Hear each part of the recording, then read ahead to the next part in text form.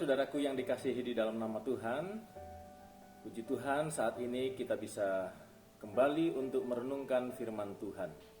Dan untuk pelajaran hari Minggu ini pada tanggal 25 Juli 2021, judulnya adalah Aku akan memberi kelegaan kepadamu.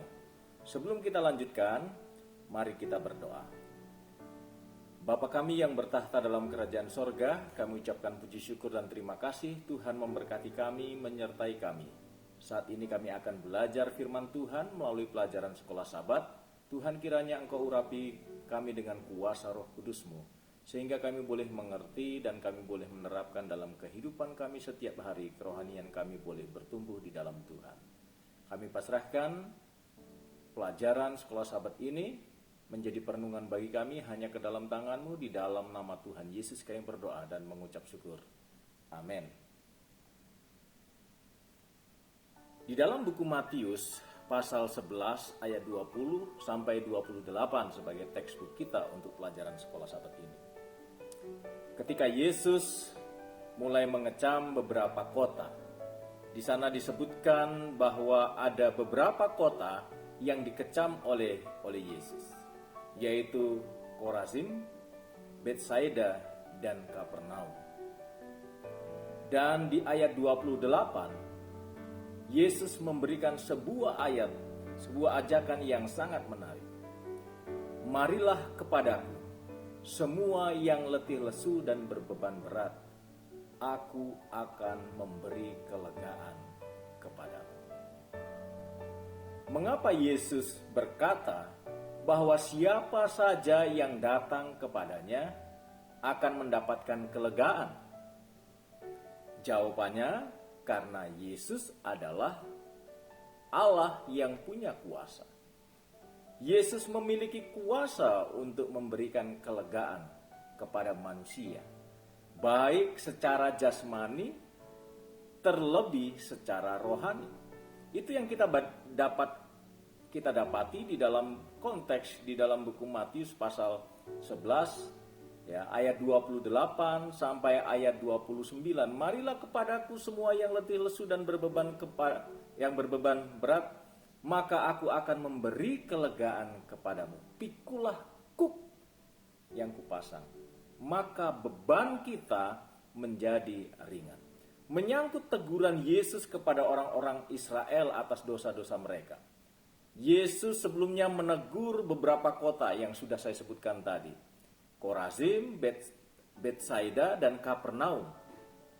Dosa-dosa orang yang berada di kota ini justru lebih besar jika dibandingkan dengan mereka yang ada di kota-kota di masa yang lalu, yaitu penduduk Sodom dan Gomora serta Tirus. Mengapa? Karena di Sodom dan Gomora serta Tirus, Yesus tidak membuat mujizat begitu banyak seperti yang disaksikan oleh orang-orang yang ada di Korazim, Betsaida, dan Kapernaum. Jadi mujizat-mujizat itu justru ditunjukkan kepada orang-orang Israel di 3 kota ini, dan juga ada beberapa kota yang lain. Tetapi di Sodom dan Gomora, Yesus tidak menunjukkan mujizat. Tetapi orang-orang Sodom dan Gomora ada yang bertobat di sana, di Tirus. Jadi mereka tidak memiliki kesempatan untuk melihat mujizat-mujizat daripada mujizat Allah. Tetapi ketika ketiga kota yang disebutkan, Yesus sudah melihat mujizat-mujizat yang Tuhan buat, sudah dibuat kepada mereka, tetapi justru mereka mengeraskan hatinya.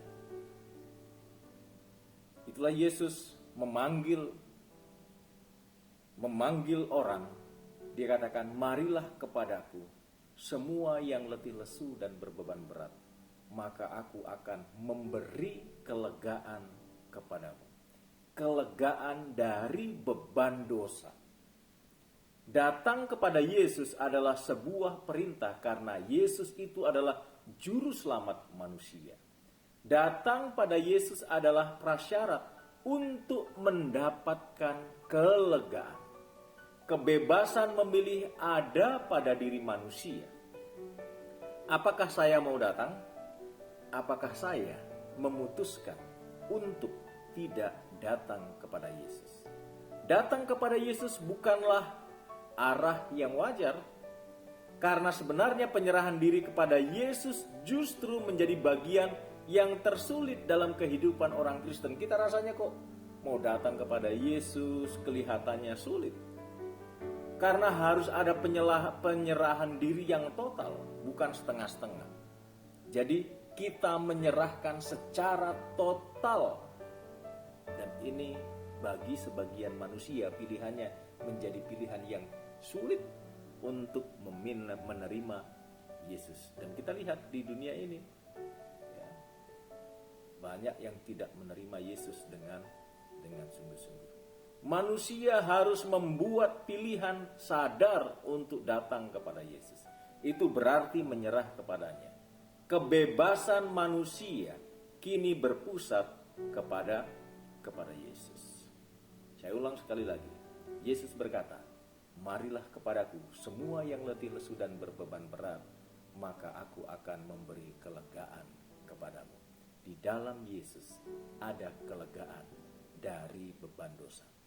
Inilah renungan kita pada hari Minggu, dan kiranya Tuhan memberkati kita melalui firman Tuhan pada pelajaran sekolah Sabat pada hari Minggu ini.